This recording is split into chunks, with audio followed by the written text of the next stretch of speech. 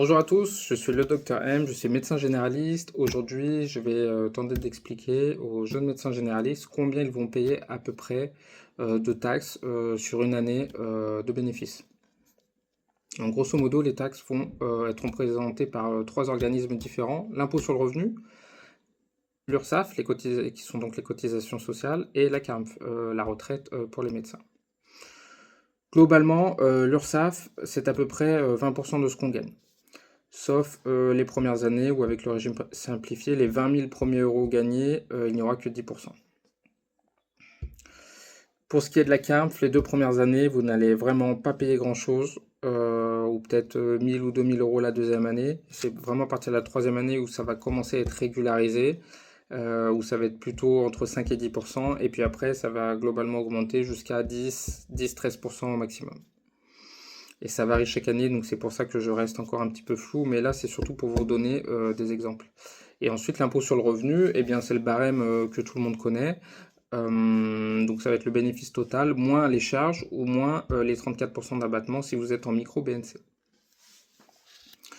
Donc on ne paye pas l'impôt sur le revenu sur le total en principe. Donc je vais vous donner deux exemples. Premièrement un exemple où vous avez gagné 100 000 euros dans l'année. Donc, nous allons calculer l'URSSAF. Donc, sur les 20 000 premiers euros, vous allez payer 10%, ce qui va nous faire 2 000 euros d'URSSAF. Et sur les 80 000 euros qui restent, vous allez payer 20%. Donc, ça fait 2 fois 8 est égal à 16 000, plus les 2 000, on est à 18 000 euros d'URSSAF sur les 100 000 euros. Ensuite, la CARMF, vous n'allez rien payer ou presque rien pendant les 2 premières années. Donc, on oublie. Et ensuite, l'impôt sur le revenu. Normalement, vous êtes en micro BNC, donc abattement de 34%, vous allez payer l'impôt sur le revenu sur 66% des bénéfices, donc là 66 000 euros. Sur ces 66 000 euros, de 0 à 10 000 euros, pas d'impôt. De 10 000 à 30 000, c'est 11%, donc ce qui va faire à peu près 2 000 euros. Et puis après, de 30 000 à 66 000, ça va être imposé à 30%, donc ça va nous faire 3 x 3, ok, donc 9 600. Donc 2000 plus 9600, 11 600, plus les 18 mails. Grosso modo, on a 30 000 euros sur les 100 000 euros. Il vous reste 70 000 euros.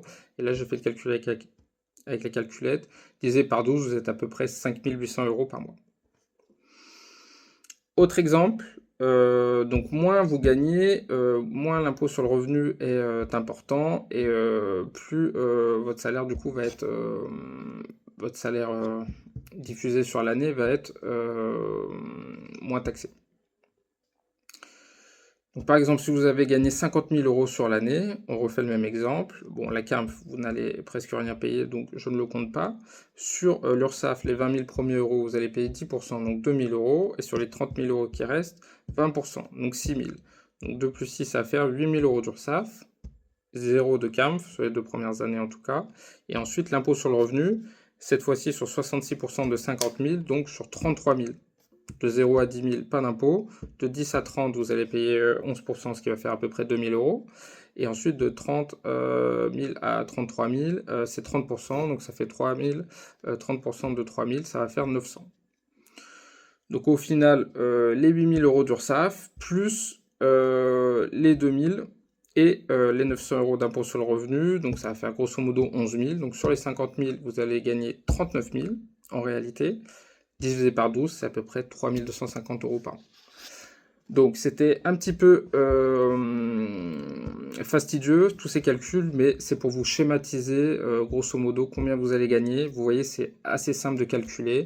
Le mieux, c'est d'avoir les barèmes exacts. Il faut demander à l'URSSAF, il faut demander à la CARMF, il faut regarder sur le site des impôts. Vous pouvez le calculer vous-même. Mais franchement, c'est assez simple et ça permet d'avoir un ordre d'idée, de savoir combien est-ce que vous allez devoir mettre de côté. Donc moi je conseille de toujours mettre 50%, au cas où il y a un problème, il y a quelque chose. Mais en réalité, vous avez plutôt payé entre 20, 30, 40% d'impôts les premières années. Après, ça va progressivement augmenter et jusqu'à atteindre 50%, 55%. Ça dépendra si vous gagnez beaucoup ou pas. Donc voilà, je vous remercie pour votre attention et je vous souhaite une bonne journée.